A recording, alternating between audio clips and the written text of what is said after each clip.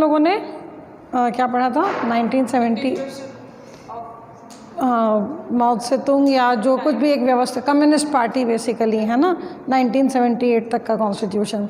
एक चीज़ और जो बहुत महत्वपूर्ण है, मतलब कॉन्स्टिट्यूशनल प्रोविज़न तो शायद नहीं है, लेकिन जो बहुत इम्पॉर्टेंट एक चीज़ माओ त्से-तुंग ने चलाई थी वो थी 1966 से और 1976, माओ की डेथ होती है 1976 में, उस दौरान कल्चरल रेवोल्यूशन चलाया गया है ना।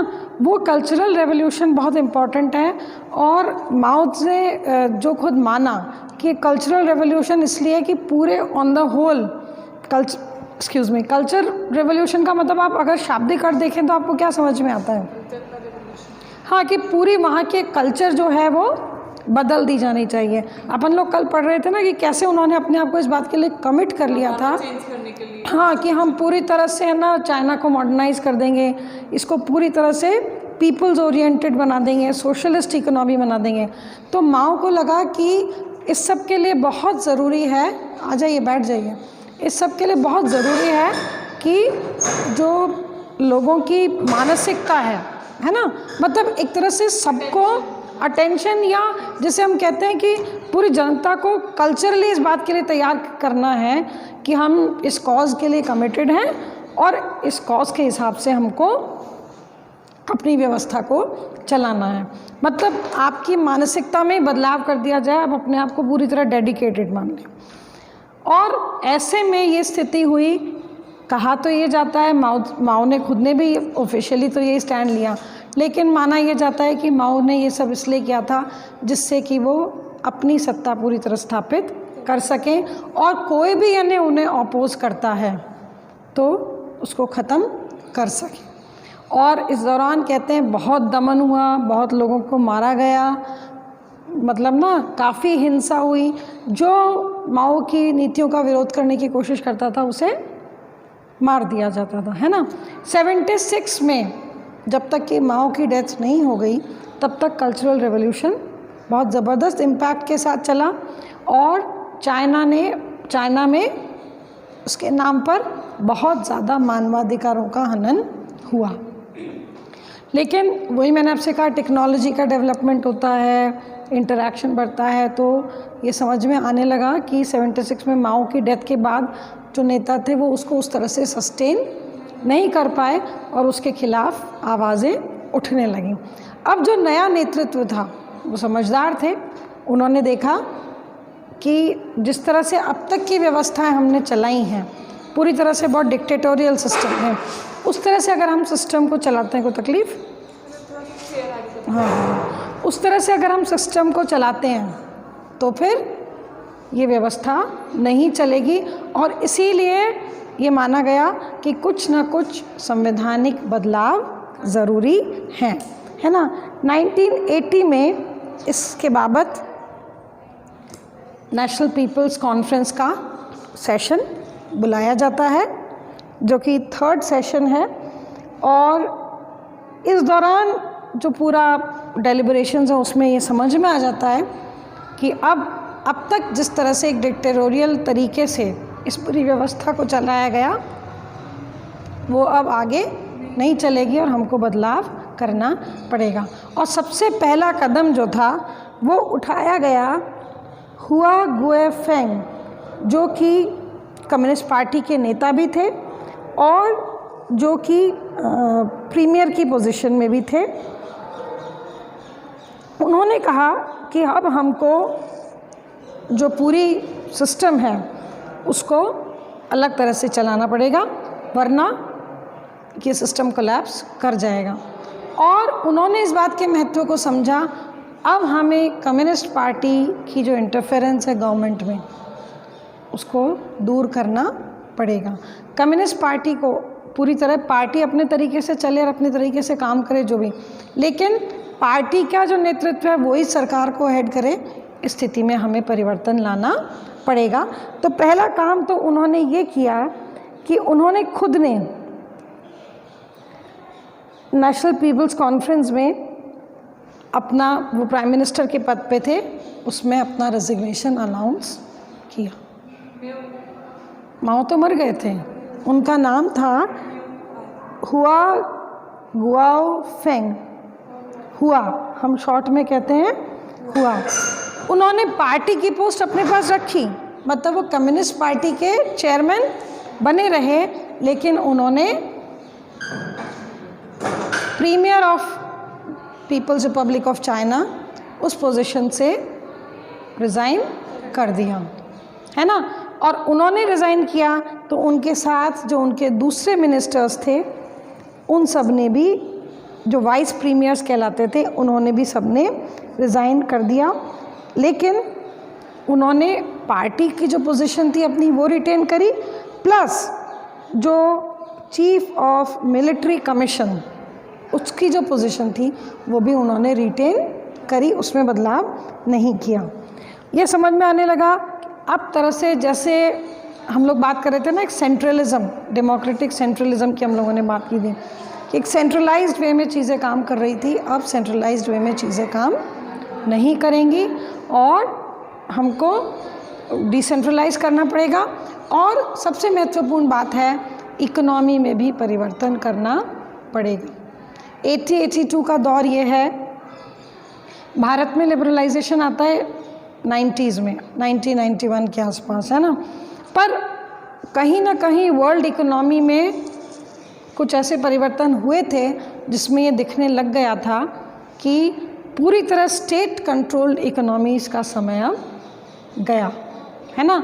और कहीं ना कहीं मतलब एक तरफ देखिए रशिया वगैरह में 89-90 के आसपास तो पूरा सिस्टम कोलैप्स हो जाता है, लेकिन थोड़ी बहुत आवाज़ें उठना, सारे जो कम्युनिस्ट कंट्रीज़ थे यूएसएसआर में प्लस ईस्टर्न यूरोप के जो कंट्रीज़ थे उसमें आवाज़ें उठने लग गई थी, क्योंकि ये समझ में आने लगा था कि पूरी तरह से जो स्टेट कंट्रोल्ड सिस्टम है वो अब काम नहीं करेगा। और चाइनीज़ समझदार थे कि उन्होंने इस बात को बहुत जल्दी रियलाइज़ कर लिया और उनको ये समझ में आने लगा कि अब हमको स्टेट कंट्रोल रखना पड़ेगा, लेकिन साथ साथ प्राइवेट एंटरप्राइज को भी, है ना, जो व्यक्तिगत निजी जिस तरह के मतलब लोग काम जो करना चाहते हैं उनको भी हमें जगह देनी पड़ेगी,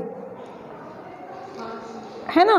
और एक तरह से देखा जाए तो ये जिस तरह की जो शब्दावली का प्रयोग किया गया उसमें कहा गया कि दे वर रेस्पॉन्डिंग टू द, हुआ की स्पीच में से कोट कर रही हूँ मैं, कि we will have to respond to the needs of the market.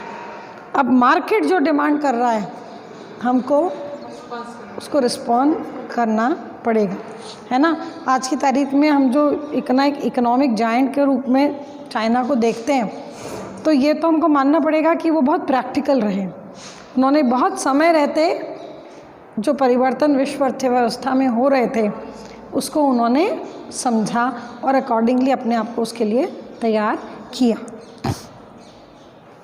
है ना। तो बाकायदा टैक्सेशन स्कीम बदली गई और चाइना ने फॉरेन इन्वेस्टमेंट्स भी अलाउ करने शुरू किए, है ना। तो मार्केट का जो इकोनॉमी का जो पूरा ढांचा था उन्होंने उसमें बदलाव किया और कुछ महत्वपूर्ण कदम उन्होंने उठाए। एक बहुत बड़ा जो दूसरा वो था उसमें उन्होंने कहा कि सिटीज़नशिप को लेकर जो अब तक उनका जो लॉ था उसमें भी उन्होंने परिवर्तन किया। अब तक ऐसे था कि यदि कोई बच्चा चाइनीज़ पेरेंट्स की संतान है तो वो दूसरे देश के साथ अपनी चाइनीज़ सिटीज़नशिप को रिटेन कर सकता है, वो सिस्टम उन्होंने बंद कर दिया। कुछ और महत्वपूर्ण काम थे कि जैसे कहीं ना कहीं पॉपुलेशन कंट्रोल नहीं हो रही थी तो उन्होंने मैरिज की जो एज थी वो मेल्स के लिए 22 इयर्स और फीमेल्स के लिए 18 कर दी।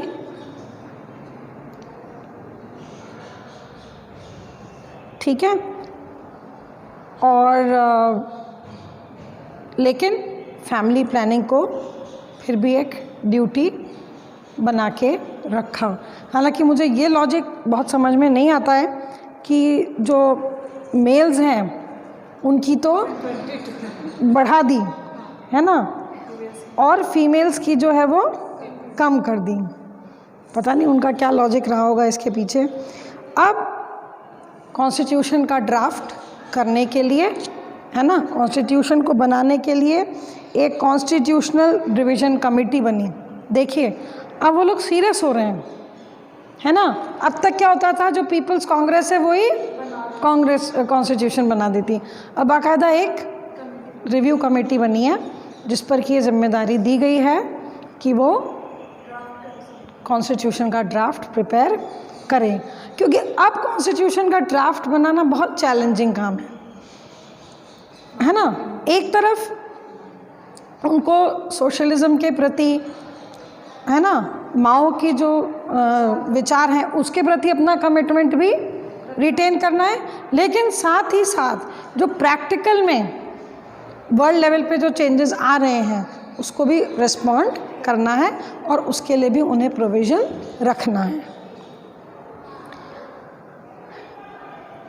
इस जो रिवीजन कमेटी थी इसने स्टैंडिंग कमेटी को, जो कांग्रेस की जो स्टैंडिंग कमेटी हमने पढ़ी थी ना जिसके बारे में, उसके सामने अपना ड्राफ्ट रखा और उन्होंने उस पर विचार विमर्श किया। और जैसा कि आमतौर पर वहाँ होता हुआ आया था कि जनता के सामने भी उस संविधान को रखा गया। वो बात अलग है कि हम ये नहीं जानते कि जनता की कितनी बात को उसमें स्थान दिया जाता था या नहीं, पर निश्चित रूप से वो एक बार जनता के सामने उसके विचारार्थ भी लाया गया। ये जो नया कॉन्स्टिट्यूशन था ये 4 दिसंबर 1982 को उसका जो 5th सेशन हुआ नेशनल पीपल्स कांग्रेस का, उसमें इसको अडॉप्ट कर लिया गया, है ना। फ़िलहाल ये जो कॉन्स्टिट्यूशन है ये चाइना में चल रहा है ना। आप एक बात देखिए, हमने तो 47 में बनवाने की प्रक्रिया शुरू की, 1950 में हमारा संविधान बन गया और आज 71 वर्ष तक हम उस संविधान के अंतर्गत हैं। कितने संविधान, मतलब उनको अपना संविधान बनाने में ही कितने साल लगे, ऑलमोस्ट 40 इयर्स, है ना। तो कहा जाता है कि शायद थाईलैंड में इससे ज़्यादा संविधान बने, वरना चीन के पास शायद रिकॉर्ड है सबसे ज़्यादा संविधान बनाने का। पता नहीं है, ये तो पता पड़ना पड़ेगा।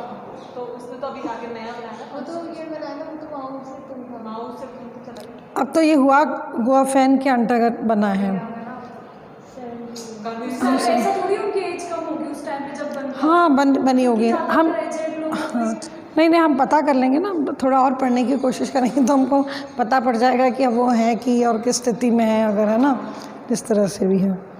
ठीक है, तो अब महत्वपूर्ण ये था, अब हम थोड़ा सा इसका जो प्रीएम्बल है ना, जिससे कि हमको ये पता पड़े कि अब जो ढांचा वो स्थापित करने जा रहे हैं वो किस तरह सा है ना, उसका क्या वो है। सबसे पहले तो वो कहते हैं कि चाइना एक पीपल्स डेमोक्रेसी बनी रहेगी। ठीक है, आप इस बात को कितना भी डिस्प्यूट करें, लेकिन शुरुआत से हर कॉन्स्टिट्यूशन ने ये माना कि कहीं ना कहीं वो जनता का शासन है ना। उस कमिटमेंट में कहीं कोई अंतर नहीं है। और ये भी माना गया कि मार्क्स, लेनिन और माओ की जो थॉट है, उनके जो विचार हैं, उनके प्रति कमिटमेंट चलता रहेगा। इंडिया ने वहीं से कॉपी किया है और क्या कि डेमोक्रेसी तो फिर वहीं से कॉपी हुई है। इंडिया ने डेमोक्रेसी तो आप चाइना से तो कैसे कह सकते हैं कॉपी करी होगी। हमारा संविधान बना है 49 में बनकर तैयार हो गया था, है ना। और डेमोक्रेसी जो है वो तो मतलब हमारे स्वतंत्रता आंदोलन के दौरान ही हमने उसकी मांग शुरू कर दी थी, है ना। आपने पढ़ा है ना, अलग अलग स्टेप्स सरकार को जो ब्रिटिश सरकार थी 1919 का एक्ट लाना पड़ा, जिसमें कुछ हद तक रिस्पॉन्सिबल गवर्नमेंट, उत्तरदायी सरकार जिसको अपन कहते हैं, वो देने की कोशिश की। फिर 1935 हमारी जो स्वतंत्रता है अपने आप में, वही अपने आप में लोकतंत्र के लिए ही तो थी वो सारी लड़ाई, है ना।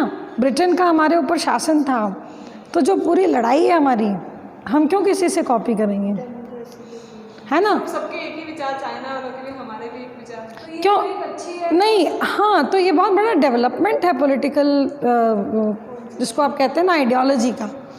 आज की तारीख में मतलब सेकेंड वर्ल्ड वॉर ख़त्म होते होते कहीं ना कहीं ये एक्सेप्टेड नॉर्म वर्ल्ड ओवर हो गया है कि democracy is the best form of government, और डेमोक्रेसी को किसी भी तरह से चैलेंज नहीं किया। मतलब डेमोक्रेसी से बेटर कोई और फॉर्म हो सकता है, इस तरह का कोई आइडियोलॉजी नहीं आई है। बल्कि जब आप थर्ड ईयर में इंटरनेशनल रिलेशंस पढ़ेंगे, मैं आप लोगों को पढ़ाऊंगी कि किस तरह अमेरिका ने बहुत मामलों में दूसरे देशों के मामले में इंटरफेयर करने में ये लॉजिक दिया कि हम तो डेमोक्रेसी के रेस्टोरेशन के लिए गए थे, क्योंकि उन इलाकों में, उन कंट्रीज़ में डेमोक्रेसी नहीं थी, है ना। तो एक तरह से जैसे कहते हैं ना, एक डेमोक्रेसी एक फैशन में आ गई है।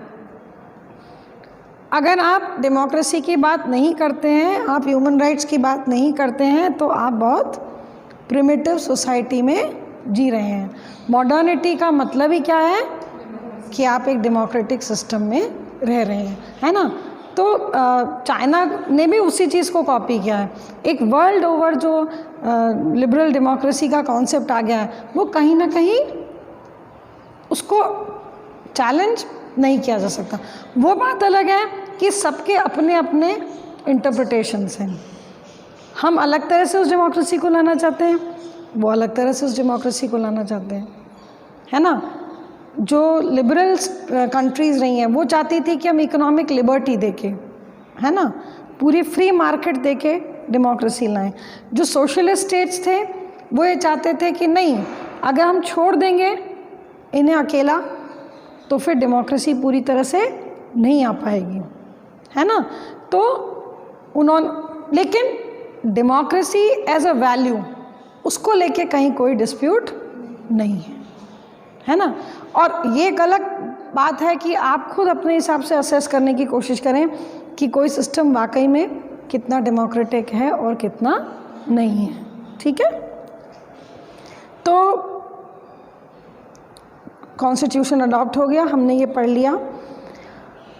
अब देखिए, सबसे बड़ा जो चेंज हमको लगता है वो लगता है कि जो सोशलिस्ट पैटर्न ऑफ इकोनॉमी अपनाया गया है ना, मैंने आपसे कहा उसको लेके थोड़ा सा चेंज है। तो मैं सीधे सीधे जो कॉन्स्टिट्यूशन के प्रोविजंस हैं, है ना, उनमें से कुछ चीज़ें पढ़ रही हूँ जिनको फिर अपन इंटरप्रेट करेंगे। प्रिंसिपल पॉइंट को एक्सप्लेन करते हुए प्रीएम्बल क्या कहता है। Since the founding of the People's Republic, China has had 3 constitutions, 54 document, 75 and 78 documents, restricted by the historical conditions at that time, and that was understandable। मतलब वो ये मान रहे हैं कि हमने जो पिछले 3 कॉन्स्टिट्यूशन जो अडॉप्ट किए थे उसमें उस समय की जो परिस्थितियाँ थीं उसके कारण कुछ रेस्ट्रिक्शंस थे।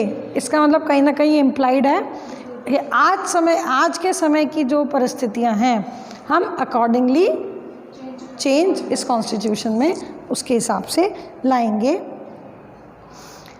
ये बहुत इलेबोरेट है, इसमें 138 आर्टिकल्स हैं, और ख़ास बात ये है कि कहीं ना कहीं इस कॉन्स्टिट्यूशन के थ्रू उन्होंने उन चीज़ों को कंपनसेट करने की कोशिश की है, उन गलतियों को जो कि माओ के कल्चरल रेवोल्यूशन के दौरान हुई थी।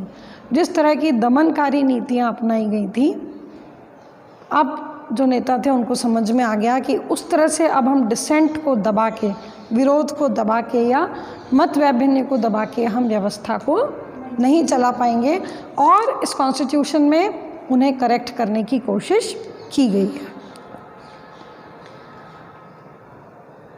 फिर वही वाली बात है, उन्होंने कहा कि अब हमको कंट्री को किस पाथ पे ले जाना है, स्टेबिलिटी एंड मॉडर्नाइजेशन। लेकिन वो कहीं पर भी ये चैलेंज नहीं कर रहे हैं कि अब तक जो हमने किया वो गलत किया, है ना। अब हम जो परिवर्तन कर रहे हैं वो समय और परिस्थिति के अनुसार कर रहे हैं अब तक जो हमने किया है, और वो ये भी मान रहे हैं कि जो आगे की हमारी गाइडिंग लाइट है, जो गाइडिंग प्रिंसिपल है, अभी भी हमारा वही आइडियोलॉजी है। वो कहते हैं the basic task of the nation in the years to come is to concentrate its efforts on socialist modernization. The Chinese people are determined to work hard and self-relentlessly to modernize industry, agriculture, national defense, science, technology, step by step to turn China into a socialist country with a high level of culture and democracy. आप देखिए, private sector को जगह दी जा रही है, सब कुछ किया जा रहा है, लेकिन अभी भी वो कह रहे हैं कि सोशलिस्ट प्रिंसिपल्स को हमको स्ट्रेंथन करना है। और सोशलिस्ट प्रिंसिपल्स का मतलब क्या है? Equitable distribution of resources. हमको मॉडर्नाइज करना है, हमको मिलिटरीली अपने आप को स्ट्रॉन्ग करना है, लेकिन हमारा कमिटमेंट अभी भी उन्हीं सोशलिस्ट प्रिंसिपल्स के प्रति है। फॉरेन पॉलिसी को लेके इन्होंने कहा कि एक इंडिपेंडेंट फॉरेन पॉलिसी चाइना रखेगा। उन्होंने कहा कि इट ऑपोजेस इंपीरियलिज्म, वही साम्राज्यवाद, hegemonism and colonialism, and works to strengthen unity with the people of other countries, supports the oppressed nations and the developing countries in their just struggles to win and preserve national independence and develop their national economies, and strives to safeguard world peace and promote the causes of human progress. ठीक है, अब देखिए, अभी भी independent foreign policy है, साम्राज्यवाद का विरोध है ना। और इस सारी ड्राइव में उन्होंने ये भी कहा है कि हम उन सब कंट्रीज़ के साथ सिंपथाइज करेंगे जो लोग लोकतंत्र के लिए या सोशलिज्म के लिए लड़ रहे हैं, है ना। ठीक है, तो बेसिक अंडरलाइंग फिलॉसफी उन्होंने यही कहा, चाहे हम कोई भी परिवर्तन कर रहे हैं, हम एक प्राइवेट इकोनॉमी को जगह दे रहे हैं, प्राइवेट एंटरप्राइज को, लेकिन हमारे जो बेसिक प्रिंसिपल्स हैं वो वही रहेंगे। वो कहते हैं the People's Republic of China is a socialist state under the people's democratic dictatorship. वही मैंने कहा था ना, लोकतांत्रिक तानाशाही। आप मज़ेदार बात एक देखिए, पीपल्स डेमोक्रेटिक डिक्टेटरशिप। हम ये मानते हैं कि डेमोक्रेसी और डिक्टेटरशिप दो विरोधी चीज़ें हैं, लेकिन वो क्या कह रहे हैं, क्योंकि ये जनता की, पूरी जनता की तानाशाही है इसमें, तो वो अपने आप में लोकतंत्र ही हो गया, है ना। मतलब जो कुछ भी किया जा रहा है वो जनता के बिहाफ पे किया जा रहा है ना। मतलब इसके पीछे जनता की सहमति है।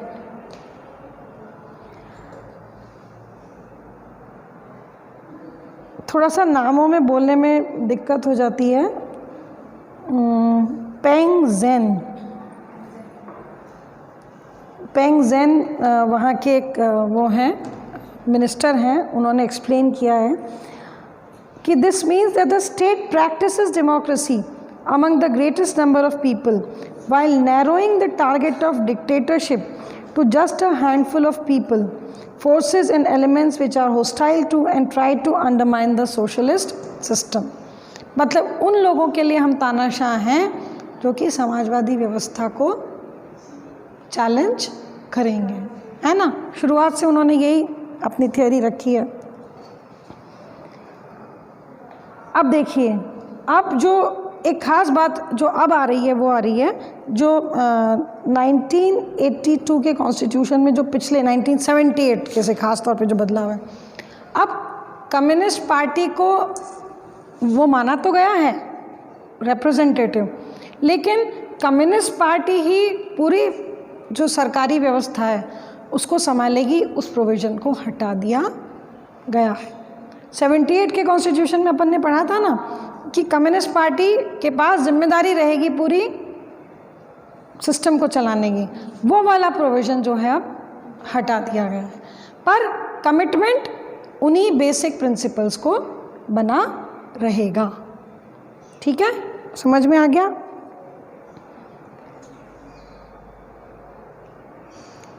आर्टिकल 3 एक है जिसके लिए कहते हैं, उसने एक नया वो इंट्रोड्यूस किया कि नेशनल पीपल्स कांग्रेस जो है वो अब डेमोक्रेटिक इलेक्शन के थ्रू होगी, बाकायदा इलेक्शंस होंगे और उसी से बनेगी, और लोकल लेवल पे भी इस तरह की कांग्रेसेस बनेंगी जो कि लोगों के द्वारा लोकतांत्रिक पद्धति से जिनका चुनाव होगा।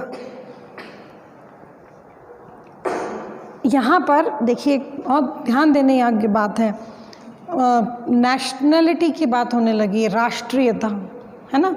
मैं चाहूँगी हम अलग से क्लास में इस पर डिस्कशन करेंगे, आप राष्ट्रीयता से क्या समझते हैं। फ़िलहाल के लिए आपके लिए ये जानना ज़रूरी है कि चाइना में 56 राष्ट्रीयताओं के लोग रहते हैं, पूरे एक चाइना के अंतर्गत 56, है ना। और ये कहा गया कि आर्टिकल 4 ये कहता है कि सारी नेशनलिटीज़ बराबर है ना। सभी राष्ट्रीयताएं जो हैं, जो 56 हैं, वो बराबर कॉन्स्टिट्यूशन के द्वारा मानी गई हैं। रीयूनिफिकेशन जो चाइना का है उसके बारे में वो कहते हैं, the state may establish special administrative regions when necessary, the systems to be instituted in special administrative regions shall be prescribed by law enacted by the National People's Congress in the light of the specific conditions. The power of self-government means, among other things, that the present social and economic system, its way of life and economic and cultural relations with foreign countries will remain unchanged. है ना। उन्होंने ये भी कहा कि जब जब ज़रूरत पड़ेगी हम एडमिनिस्ट्रेटिव डिसेंट्रलाइजेशन करेंगे, लेकिन उसके लिए कौन कानून बनाएगा? जो हमारी केंद्रीय व्यवस्थापिका या जो पीपल्स कांग्रेस है वो। इकोनॉमिक पॉलिसीज़ को भी कोडिफाई करने की कोशिश की गई है। Constitution allows for the coordinated growth of the national economy through a comprehensive balancing of a planned economy with the supplementary role played by market supply and demand. आप देखिए, ये बहुत इम्पॉर्टेंट चीज़ है कि प्राइमरीली हम सोशलिस्ट इकोनॉमी बने रहेंगे, लेकिन मार्केट के जो प्रिंसिपल्स हैं, जो डिमांड एंड सप्लाई का नियम जो बाज़ार तय कर रहा है, उसके अनुसार भी हम उसको भी प्रोविज़न देंगे। ठीक है, मार्केट दे रहा है, इसका अंदर स्टेट पूरी तरह इकोनॉमी को केवल कंट्रोल नहीं करेगा, और ओपन मार्केट जिस तरह से काम करता है अपने स्वतंत्र नियमों पे, उसको भी हम अलाउ कर रहे हैं। ठीक है, उन्होंने कहा कि स्टेट प्लानिंग कमीशन के जो एडवाइज़र थे, उन्होंने इस संदर्भ में कहा कि we need a multi faceted economy and a joint socialist private enterprise in which public stock would be owned by workers। देखिए, जॉइंट तरह का है, एक तरफ से सोशलिस्ट इकोनॉमी भी है, लेकिन प्राइवेट इकोनॉमी को भी, प्राइवेट एंटरप्राइज को भी जगह दी गई है। लेकिन फिर भी लगातार जो हम इनकी प्रोविजंस को यदि पढ़ते हैं तो हमको समझ में आता है कि लगातार जो सोशलिस्ट प्रिंसिपल्स के प्रति कमिटमेंट है, उसको भी इस कॉन्स्टिट्यूशन में पूरी तरह से, मतलब उससे उसको एक भी पॉइंट पर डिनाई नहीं किया गया है ना। तो ये तो बात हुई बेसिक जो 1982 का जो फिलॉसफी ऑफ द कॉन्स्टिट्यूशन है। उसके बाद अब हम अगली क्लास में जो पढ़ेंगे, और मुझे लगता है उसमें हमें बहुत समय नहीं लगेगा, कि अब जो बेसिक फ्रेमवर्क है जो गवर्नमेंट का है ना, कि कौन से पार्ट जो है वो लेजिस्लेचर का पार्ट कर रही है, कौन सी पार्ट एग्जीक्यूटिव का काम कर रही है, और जुडिशरी के सत्ता क्या नहीं है। अब मुझे लगता है आपको वो फ्रेमवर्क समझने में दिक्कत नहीं होनी चाहिए। आज की क्लास हम यहीं ख़त्म करते हैं। Thank you. बंद कर दो एक जना उसको।